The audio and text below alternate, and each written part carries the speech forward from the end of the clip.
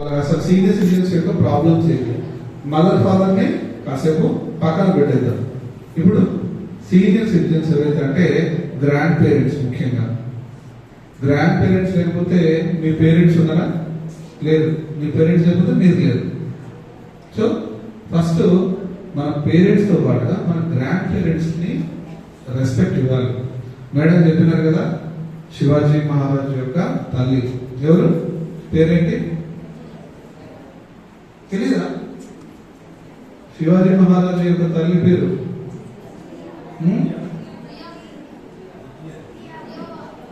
జిజియాబాయి కదా.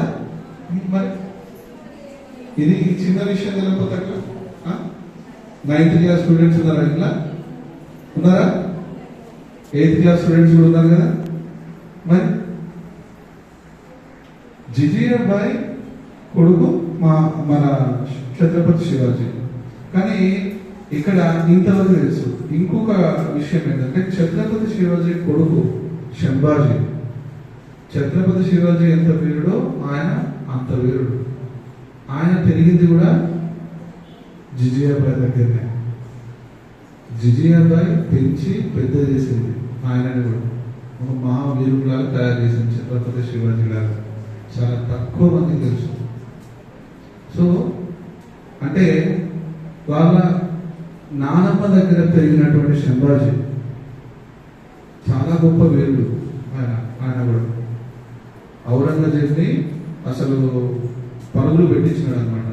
అలాంటి ఒక స్టోరీ యూట్యూబ్ తీసుకోవడం, ఏదో చూడడం కాకుండా మనము ఎప్పుడు కూడా కరెంట్ అఫైర్స్, మన యొక్క హిస్టరీ, ఎవ్రీథింగ్ మనం తెలుసుకోవాలి. యాజ్ అ స్టూడెంట్ చాలా చాలా చిన్న చిన్న విషయాలు తెలియట్లేదు. నాకు విచిత్రం అనిపిస్తూ ఉంది. కనీసం జిజియాబాయి గారి పేరు కూడా తెలియట్లేదు మీకు. మాతృదేవో పితృదేవో కూడా అదే చెప్పలేకపోతున్నారు. నిజంగా చాలా విచారించాల్సిన విషయం. చాలా చిన్న చిన్న విషయాలు మనం పట్టించుకోవాలి. ఇవాళ చదువు అనేది ఎంత ఇంపార్టెంట్ మీకు చాలా తక్కువ మందికి తర్వాత దీని విలువ అనేది, మన ఏదైనా ఒక వస్తువు కానీ ఒక దాని విలువ మన చేతిలోంచి పోయిన తర్వాత దానికి తెలుస్తుంది. ఇప్పుడు మీరు మీ స్టూడెంట్స్ ఇప్పుడు ఉన్నది ఏంటంటే మీకు చాలా సమయం ఉంది, ఎలాంటి బాధ్యతలు లేవు. బ్యాక్ బెంచ్ వినండి. సో ఎలాంటి బాధ్యతలు లేవు, హ్యాపీగా తెచ్చిపెట్టే వాళ్ళు ఉన్నారు, తల్లిదండ్రులు చూసుకుంటా ఉన్నారు. ప్రైవేట్ స్కూల్స్ కంటే ముఖ్యంగా ఇప్పుడు మీకు గవర్నమెంట్ స్కూల్స్లలో మీరు అనుకుంటా ఉన్నారు, కానీ ప్రైవేట్ స్కూల్స్లలో టీచర్స్ వాళ్ళ క్వాలిఫికేషన్స్ తెలుసా మీకు? మహా అయితే డిగ్రీ, అంతే. డిగ్రీ పాస్ అవ్వచ్చు, ఫెయిల్ అవ్వచ్చు. ఇక్కడ మీ టీచర్స్ యొక్క క్వాలిఫికేషన్స్ తెలుసా? ఒక గవర్నమెంట్ టీచర్ అవ్వాలంటే కొన్ని లక్షల మందితో పోటీ పడి సాధించాలి. మినిమం బీఈడి చేయాలి, ఎంఈడి చేయాలి, చదువుకోవాలి. లక్షల మందితో పోటీ పడి తర్వాత ఈ పోస్ట్ వస్తుంది. వాళ్ళు ఈ పోస్ట్కి వచ్చేది జీతం గురించి కాదు. ఎవ్వరు కూడా 99% టీచర్స్ ఎవ్వరు కూడా డబ్బుల కోసము టీచర్ పొజిషన్స్కి రాదు. వాళ్ళ ప్యాషన్ అంటే తెలీదా?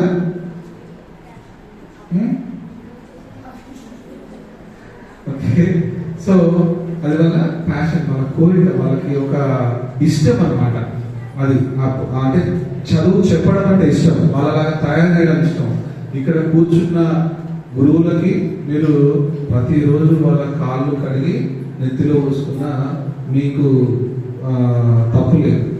ఇదంతా ఎప్పుడు తెలుస్తుంది మీకంటే ఈ స్కూల్ స్టేజ్ దాటి ఇంటర్ స్టేజ్ దాటిన తర్వాత అప్పుడు మీకు అర్థమవుతుంది మీరు ఏం చేస్తున్నారు. మీరు టైంపాస్ చేసిన వాళ్ళ పరిస్థితి టైంపాస్ లానే అయిపోతుంది. ఇంటర్తో ఆగిపోయిన వాళ్ళు చాలా మంది ఉన్నారు. కాబట్టి మనము first we should follow the discipline. మనం నేర్చుకోవాల్సింది డిసిప్లిన్ నేర్చుకోవాలి, టైం పంక్చువాలిటీ నేర్చుకోవాలి, ఎదుటి వ్యక్తికి రెస్పెక్ట్ ఇవ్వడం నేర్చుకోవాలి. ఇవి నేర్చుకుంటే ఆటోమేటిక్గా చదువు కూడా అదే వస్తుంది. దాని తర్వాత మీరు ఒక పొజిషన్లో కూడా వెళ్తారు ఫ్యూచర్లో. కంటిన్యూ దీన్ని ఒక అలవాటు చేసుకోవాలి.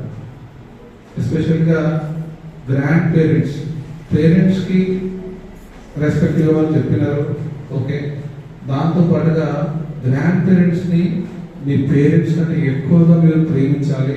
ఎందుకు అంటే ప్రస్తుతము మన ఇండియా యొక్క పాపులేషన్ ఎంత తెలుసా? ఎవరికైనా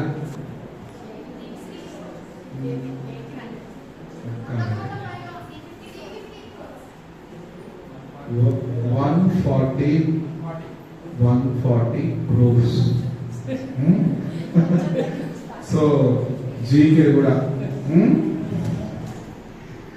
సో ఓకే, అప్డేటెడ్ ఉండాలి, పేపర్ చదవాలి, న్యూస్ చూడాలి. ఇది చూస్తే మన కరెంట్ అఫైర్స్ మీద ఒక అండర్స్టాండ్ వస్తుంది. మీకు తెలుసో లేదో కానీ ఇవాళ రేపు ప్రైవేట్ కాలేజ్ స్కూల్స్లలో వాడిని స్కూల్లో జాయిన్ చేసేటప్పుడే ఐఐటికి ప్రిపేర్ చేస్తాము, ఇది ప్రిపేర్ చేస్తామని ఒక గోల్ అనేది పెట్టుకుంటా ఉన్నారు. మనం ఏంటంటే ఉన్న